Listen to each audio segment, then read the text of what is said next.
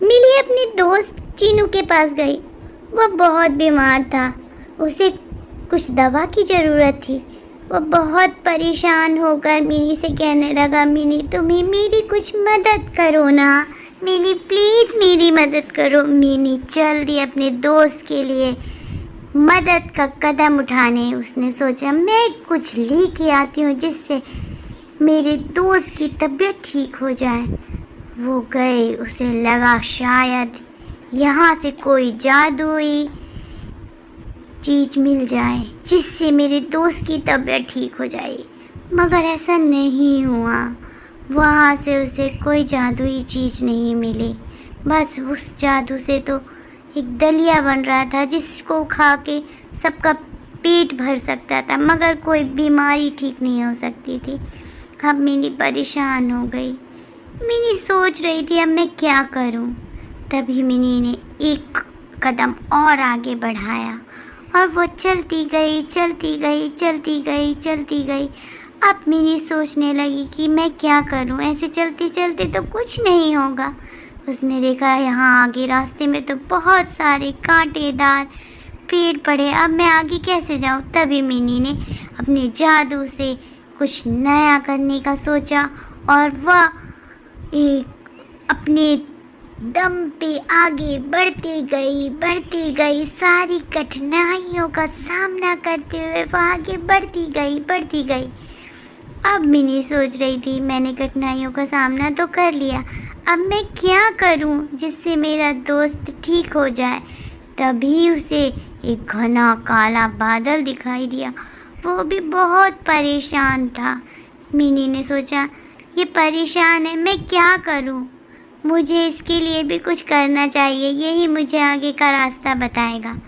अब मिनी सोच रही थी मैं इसकी सहायता कैसे करूं।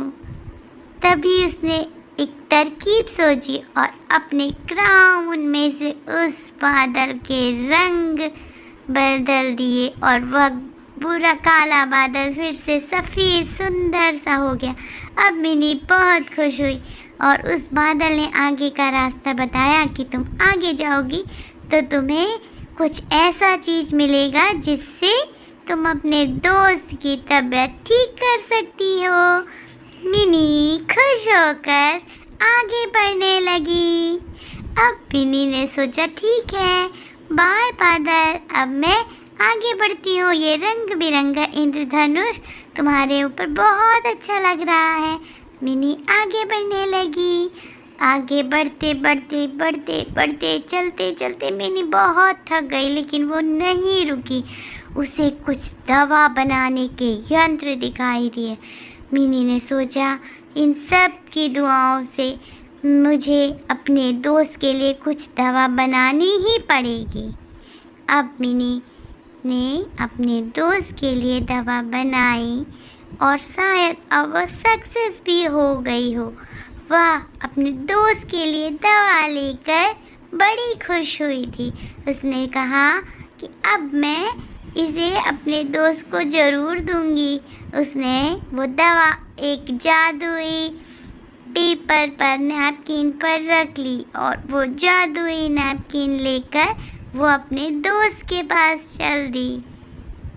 अब मिनी जा रही थी और सोच रही थी कि इस जादुई नैपकिन, दवा की नैपकिन से मेरा दोस्त बिल्कुल ठीक हो जाएगा। और जब उसने अपने दोस्त को वो जादुई नैपकिन दी तो वो जादुई नैपकिन पाके उसके दोस्त ने जैसे ही अपना मुंह पोंछा, उसका चेहरा बिल्कुल साफ हो गया और वह बिल्कुल ठीक हो गया। दोनों दोस्त बहुत खुश हुए। दोनों ने मिलके इस पल को एंजॉय किया और दोनों बहुत खुश हुए।